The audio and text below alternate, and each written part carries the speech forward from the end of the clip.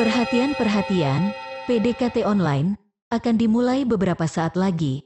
Mari siapkan hati kita untuk memuji dan menyembah Tuhan.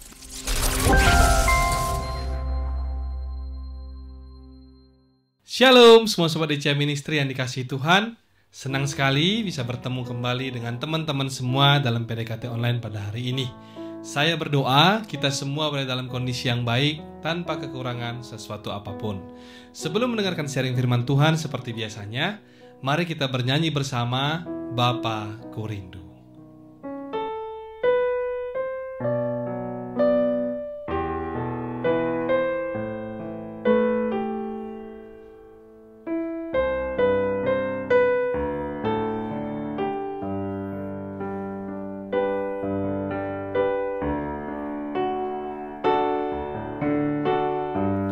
Bapa-Ku rindu menyenangkan-Mu, ajarku lebih dalam untuk mengenal-Mu.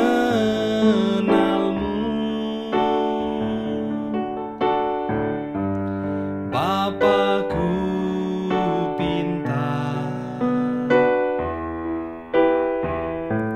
layakkan aku, bawaku untuk menyembah-Mu di balik tirai yang suci. Bertemu muka dengan muka, tenggelam di dalam kasih-Mu Bapa. Oh Tuhanku, rindukan selalu diam dalam bait-Mu, diam dalam bait-Mu, diam dalam bait-Mu.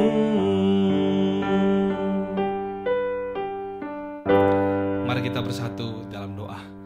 Tuhan Yesus, terima kasih buat penyertaan-Mu bagi kami sampai dengan hari ini ya Tuhan. Sebentar kami akan mendengarkan firman-Mu. Berbicaralah melalui hamba-Mu Bapa. Urapilah kami semua sehingga kami semakin mengerti maksud dan rencana Tuhan dalam hidup kami, pribadi lepas pribadi. Sembunyikan hamba di balik salib-Mu Tuhan. Dalam nama Tuhan Yesus yang percaya, mari sama-sama kita katakan amin. Hari ini sharing firman yang akan saya bawakan berjudul Jangan lupa bersyukur saat sudah diberkati. Sharing kali ini berangkat dari sebuah pengalaman saya, atau bisa saja dialami juga oleh sebagian orang yang mendengar PDKT Online pada hari ini, yaitu sebuah pengalaman di mana saat kita berjumpa dengan orang-orang yang pada saat mereka sudah diberkati, mereka lupa untuk bersyukur kepada Tuhan. Padahal yang sebelumnya kita tahu di saat mereka dalam pergumulan, orang-orang ini rajin sekali bersaat teduh, berdoa, dan bahkan mungkin saja juga terlibat di dalam pelayanan. Namun di saat sudah diberkati, mereka mulai sibuk dengan kegiatannya sendiri, lalu absen dari pelayanan dan sampai-sampai sering lupa untuk berdoa. Hal yang kurang lebih serupa juga ternyata pernah terjadi di saat Yesus menyembuhkan ke-10 orang kusta dalam kitab Injil Lukas 17. Dikala itu Tuhan menyembuhkan semua atau ke-10 orang kusta tersebut, namun hanya seorang dari mereka yang kembali pada Tuhan untuk bersyukur. Untuk lebih jelasnya, mari kita baca bersama terlebih dahulu firman Tuhan dalam Lukas 17 ayat 11-19. Dalam perjalanannya ke Yerusalem, Yesus menyusur perbatasan Samaria dan Galilea. Ketika ia memasuki sesuatu desa, datanglah 10 orang kusta menemui dia. Mereka tinggal berdiri agak jauh dan berteriak, "Yesus, Guru, kasihanilah kami." Lalu ia memandang mereka dan berkata, "Pergilah, perlihatkanlah dirimu kepada imam-imam." Dan sementara mereka di tengah jalan, mereka menjadi tahir. Seorang dari mereka ketika melihat bahwa ia telah sembuh kembali sambil memuliakan Allah dengan suara nyaring, lalu tersungkur di depan kaki Yesus dan mengucap syukur kepadanya. Orang itu adalah seorang Samaria. Lalu Yesus berkata, "Bukankah ke-10 orang tadi semuanya telah menjadi tahir? Di manakah yang 9 orang itu? Tidak adakah di antara mereka yang kembali untuk memuliakan Allah selain daripada orang asing ini?" Lalu ia berkata kepada orang itu, "Berdirilah dan pergilah, imanmu telah menyelamatkan engkau." Kembali ke ayat 11 yang kita baca tadi, dikatakan bahwa Yesus berjalan menyusuri perbatasan. Sebagai informasi pada kita bahwa perbatasan ini sengaja dibangun untuk memisahkan antara orang Israel dengan orang Samaria, sehingga haram hukumnya bagi bangsa Israel untuk memasuki daerah Samaria yang mereka anggap sebagai bangsa yang hina, tidak bertuhan, serta kafir. Karena praktek keagamaan yang berlaku di Samaria, mereka menyembah berhala. Ditambah lagi kalau orang Israel beranggapan bahwa orang Samaria tidak berdarah Israel murni, karena merupakan hasil pernikahan campur antara orang Yahudi dengan non-Yahudi, di mana kawin campur kala itu diartikan sebagai bentuk penodaan terhadap kemurnian mereka sebagai umat Israel dan bangsa pilihan Allah. Selain itu juga kawin campur juga sama artinya dengan menukar Allah yang esa dengan dewa-dewa sembahan bangsa non-Israel. Tetapi kala itu Yesus justru berjalan menyusuri perbatasan sebuah tempat yang dipandang haram oleh orang Yahudi. Lalu kemudian di ayat 12 dikatakan Yesus memasuki suatu desa dan datanglah orang kusta menemui dia. Desa ini kemungkinan dibangun khusus sebagai tempat tinggal untuk orang-orang yang terkena penyakit kusta.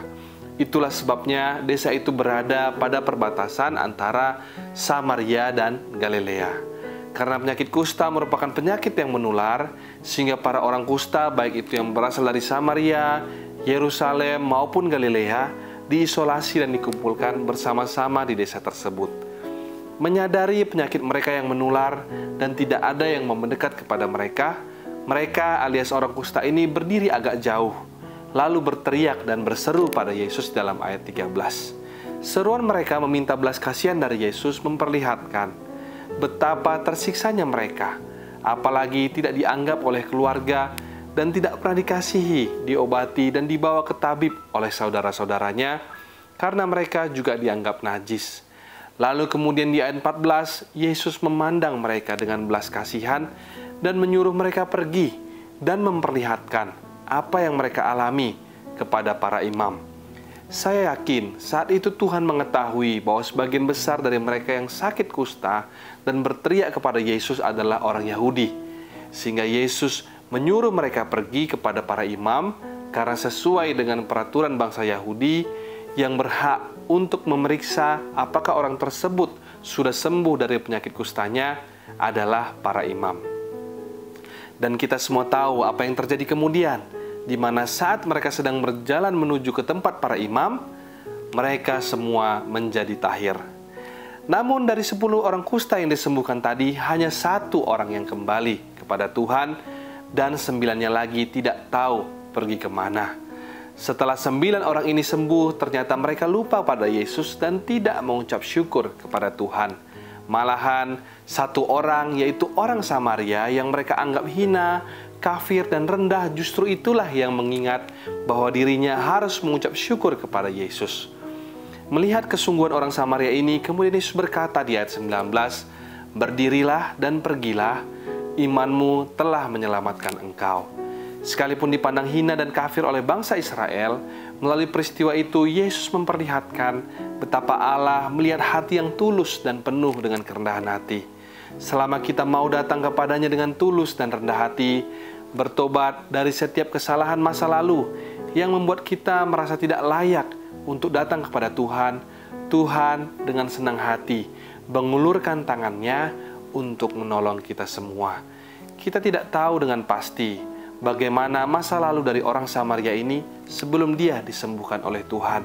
Mengingat cerita pada awal tadi dikatakan bahwa kebanyakan orang Samaria adalah penyembah berhala. Mungkin saja hal tersebut juga dilakukan oleh orang Samaria ini sebelum berjumpa dengan Yesus.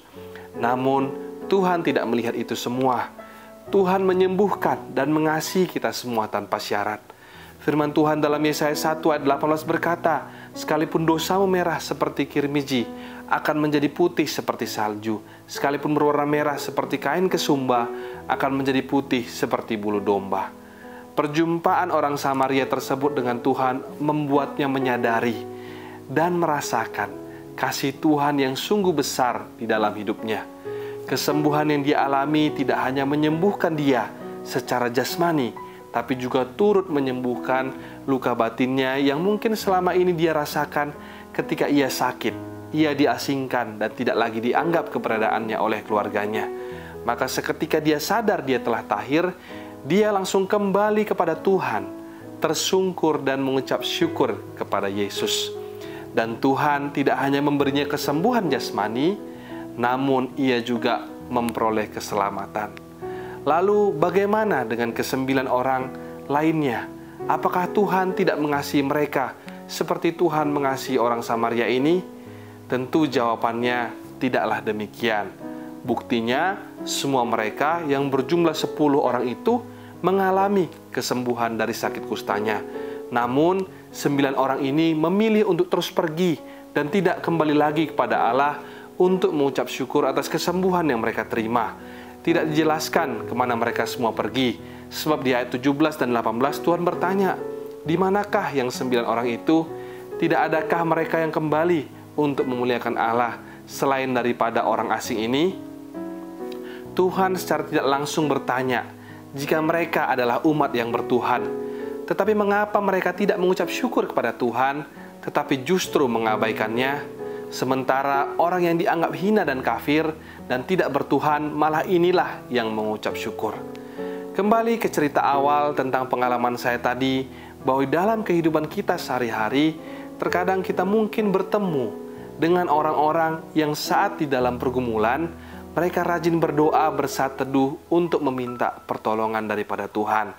Namun di saat Tuhan telah menjawab doa mereka, atau ketika pergumulan mereka sudah terjawab, mereka melupakan Tuhan. Sharing hari ini mengingatkan kita semua agar jangan lupa bersyukur pada Tuhan saat kita sudah diberkati. Kalau kita mau jujur dalam diri kita, berkat Tuhan dalam diri kita sesungguhnya itu jauh lebih banyak dibandingkan dengan pergumulan ataupun persoalan yang kita hadapi di dalam hidup ini. Sekalipun mungkin hari ini ada di antara kita yang berada dalam pergumulan yang berat, yang mungkin juga datang bertubi-tubi. Sekalipun hal tersebut terjadi, ingatlah kalau hari ini kita atau anggota keluarga kita bisa bangun pagi dengan kondisi tubuh yang sehat. Bukankah itu semua karena kebaikan Tuhan? Bayangkan ada berapa banyak orang yang hari ini mungkin terbaring di rumah sakit atau bahkan di ICU, tidak bisa beraktivitas seperti yang kita lakukan hari-hari ini, bisa dengan leluasa memuji dan menyembah Tuhan, mendengarkan firman Tuhan. By the way, kita tetap berdoa terus mendukung mereka yang sedang sakit agar beroleh kesembuhan daripada Tuhan. Namun dari sharing hari ini, marilah kita jangan pernah melupakan Tuhan dalam apapun kondisi kita hari-hari ini. Jangan mencari Tuhan hanya di saat kita memerlukan Ia saja, tapi libatkanlah Tuhan di dalam segala hal. Yakin dan percaya hidup kita akan diberkati dan berbahagia. Demikian sharing firman Tuhan pada hari ini. Tuhan Yesus memberkati. Sebelum kita menutup perjumpaan kita pada hari ini, mari kita bersama menyanyi "Jadikanku Hamba Setia Kepadamu".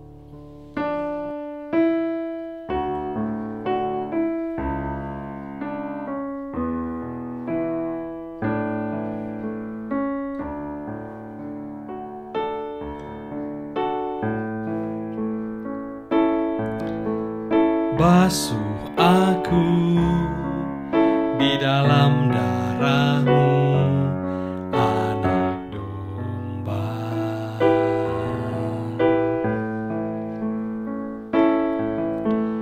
Jamah bibir, luruskan hatiku dengan Roh-Mu.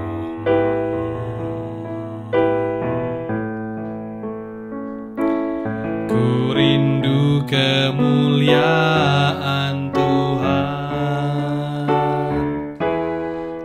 lebih dari segala harta. Jadikan ku hamba setia kepadamu.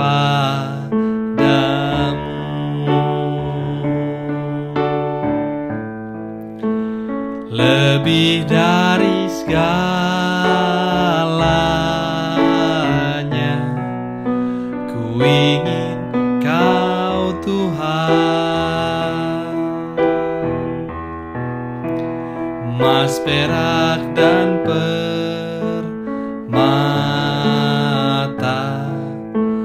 tiada artinya.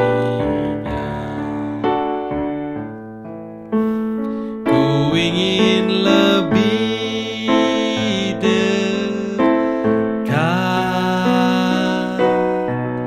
bersekutu denganmu. Jadikan ku hamba setia kepadamu.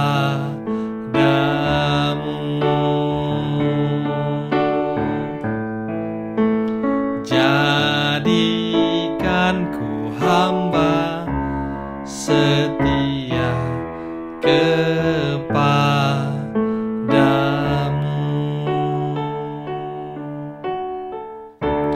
Mari kita bersatu di dalam doa.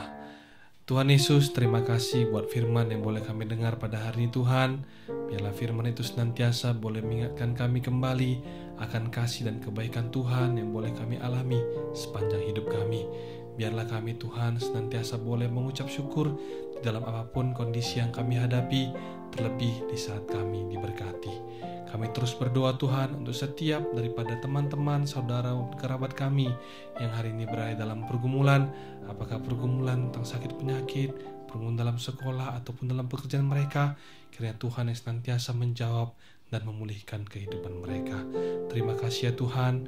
Sebentar lagi kami akan angkat tangan kami untuk yang berkat daripada Tuhan.